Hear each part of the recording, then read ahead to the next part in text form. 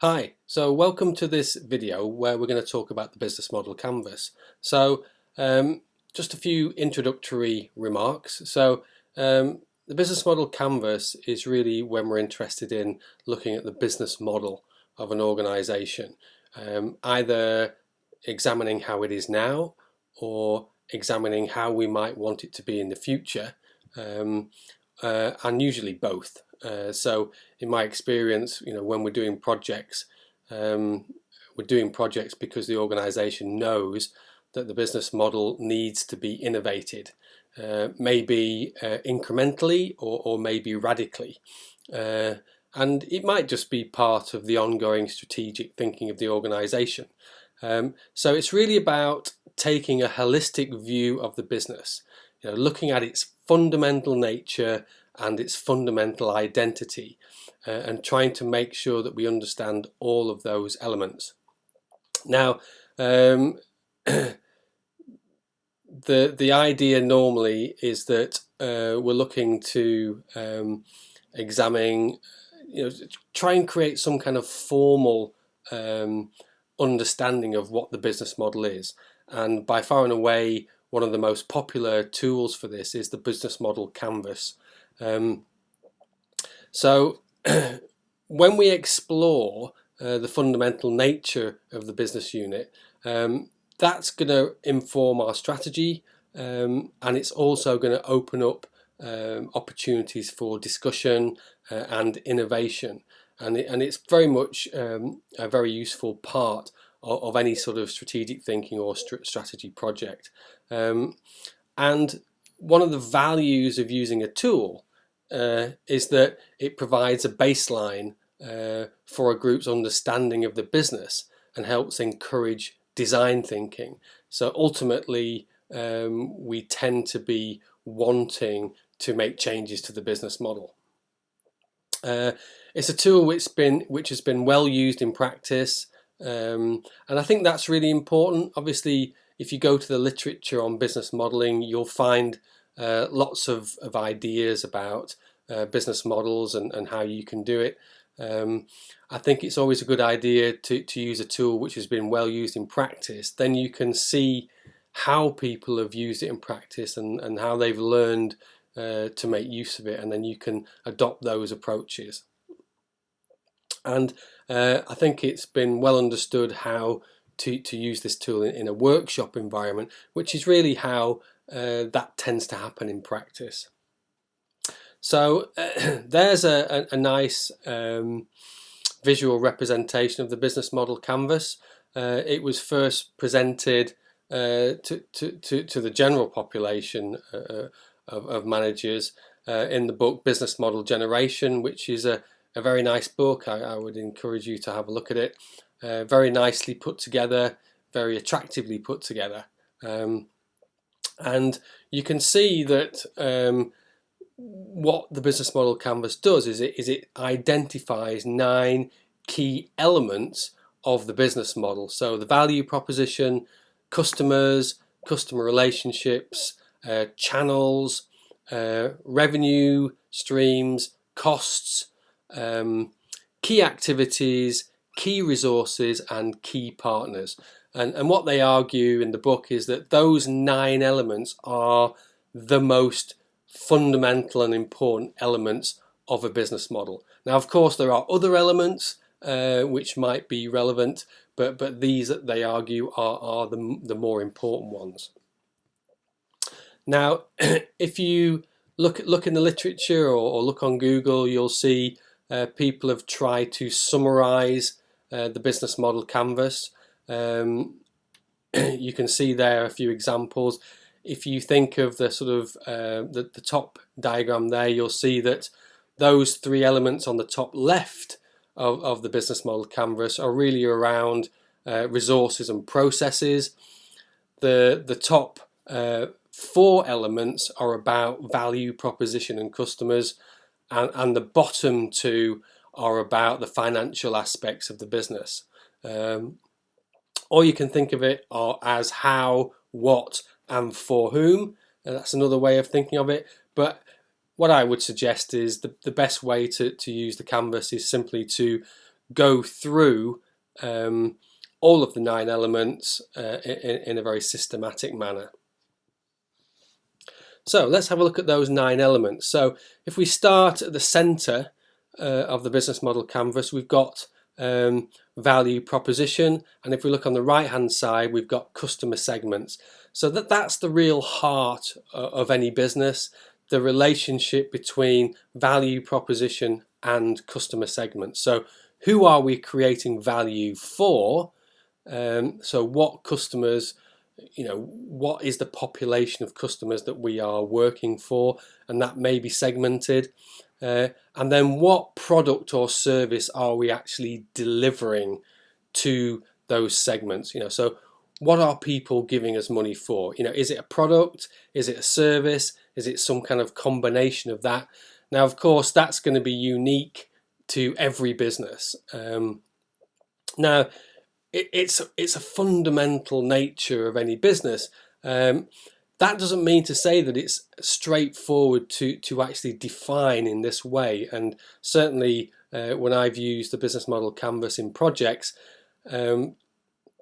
there's normally quite a bit of discussion about how to capture that in a short textual sentence. But of course, it's really important that we do understand that, because if we don't fundamentally understand what our customers are paying for, then we really need to go out and ask them and find out. Now, the customer relationships relates to how do we, what sort of relationship do we have with our customers? Is it, very close? Do our customers really care about us? Is there a very strong relationship? Or is it quite weak? Is it quite transactional? Do the customers kind of buy our things because they're essentially cheap or convenient, and they would be quite happy to buy other people's products, or are they really, really attached to us? The channels relates to how do we actually deliver those products or services. So is it a case of people go to the shop, and buy our products in the shop? So is it like a retail scenario, or do we actually deliver through the internet?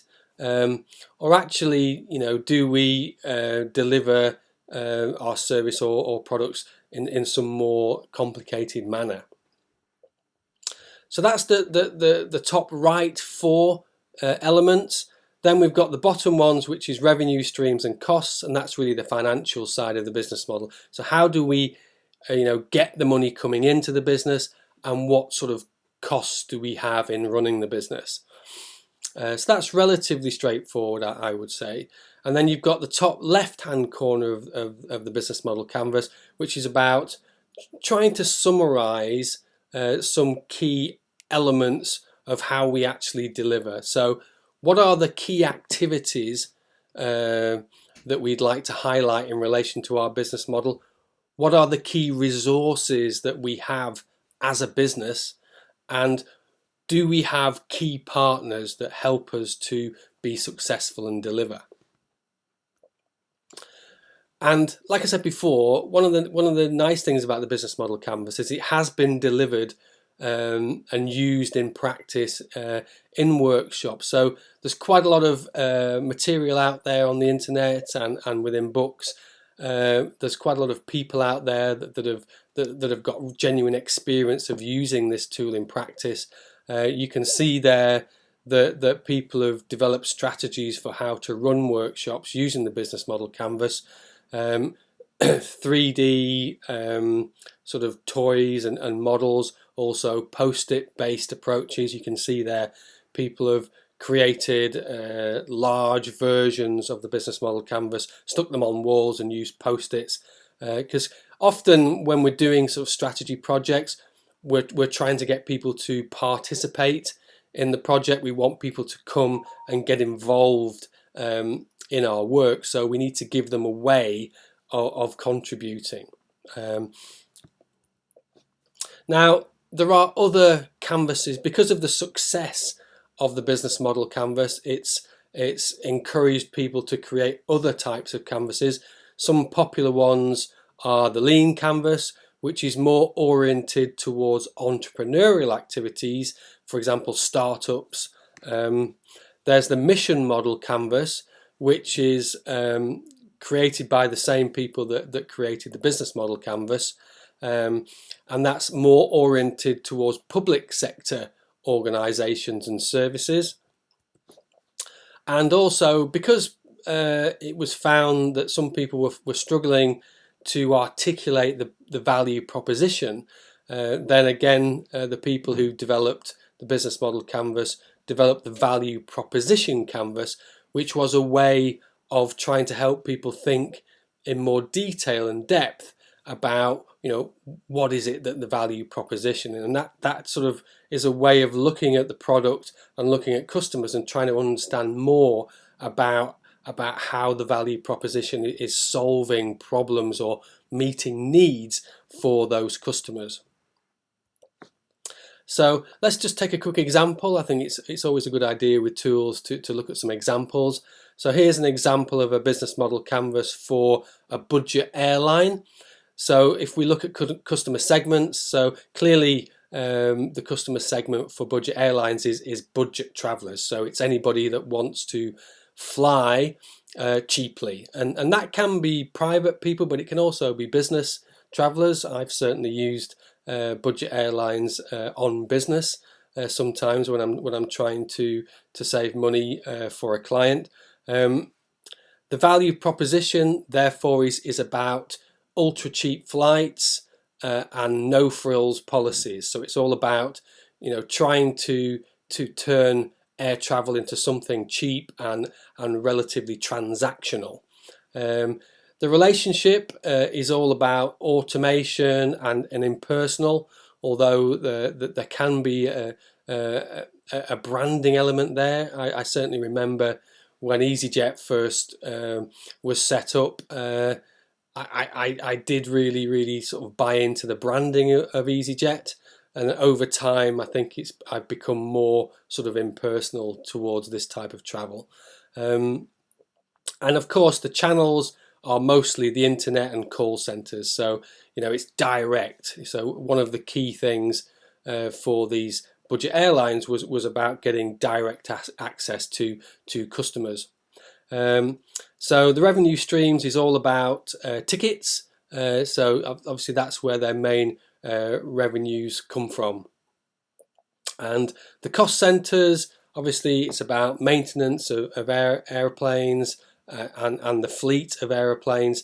The airport costs, obviously paying airport fees, obviously training and of staff, and also the operation of call centers and internet websites. So when we think about sort of key activities and key resources, and what is it about this sort of business model that's really key? Well, in terms of key activities, obviously we have to actually operate aeroplanes, but that's relatively regulated. So the key activity for these businesses is about quick turnarounds. So sort of getting very high productivity out of the aeroplanes. And in terms of key resources, obviously this single aircraft model, so having a fleet of aeroplanes which are all the same, and obviously having cheap airport arrangements. So it was very important, especially when setting up, but also the maintenance of these business models, that they have good arrangements, cheap arrangements with airports in the right sorts of locations. Yes, and I do remember the first time I flew to Paris with EasyJet. It was a bit of a surprise to find myself so far out of Paris. Now, key partners can be car rental, hotel, and insurance. So obviously, when you go onto these sorts of websites, that you can be made aware of related services. So that's a quick run through an example of a business model canvas being used to try and describe a business model for a budget airline. Now, if you look on the internet, you know, look on Google, look on YouTube, you will find lots of examples. I just pulled this one off here relating to Netflix. Obviously, Netflix is a very well-known very successful service that you'll find, especially this year, with the COVID situation. So, you're welcome to have a look through this example in your own time. But if we think about the value proposition of Netflix, then obviously there's a content library. That's really what people are really after. There's no ads. It's on demand. There's the ability to binge watch. It's a single pricing, so it comes out of your bank account every month that you're not being asked to pay. High-speed connection, freemium, personalization, localization. Okay, so it's a very, very straightforward model, which gives people access to the things that they want to do in the way that they want to do it. And yeah, it's been super, super successful. As I say, feel free to have a look through this in your own time, but there's a nice example for you. Another example, so this was from a project that we did in Australia. So a business called GoGet. So here's a rich picture which sort of describes the business model. Now, GoGet is a business which provides people with access to cars for very short periods of time. So rather than owning your own car, if you live in an urban area, it can be very difficult to own a car. It can be expensive. You might not use your car very much. So GoGet set up a business where you could rent cars by the hour, sometimes longer, and that was attractive to people who wanted sort of shorter access to cars, but also they wanted to be more environmentally friendly. And they wanted to sort of reduce the number of cars on the road. Now, if we look at the business model canvas, we can see that the customer segments there are vehicle users, both consumer users and business users. And in terms of the value proposition, we've got access to vehicles on demand. So that's both consumers and businesses. It's eco-friendly.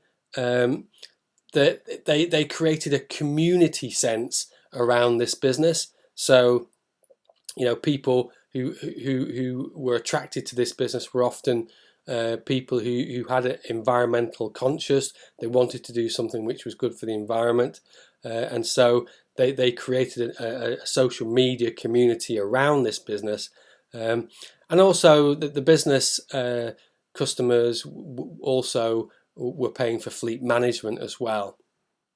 In terms of the customer relationships, it's automated, it's personalized, and it uses social media a lot. So that's the nature of the relationship.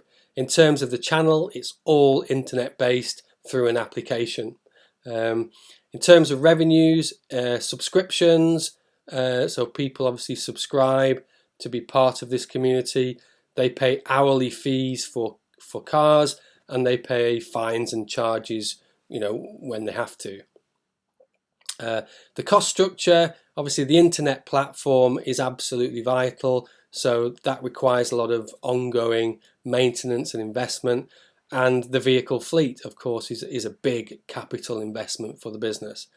Now, thinking about key activities, well, you've got community management and building. So this is a business that relies on that strong community.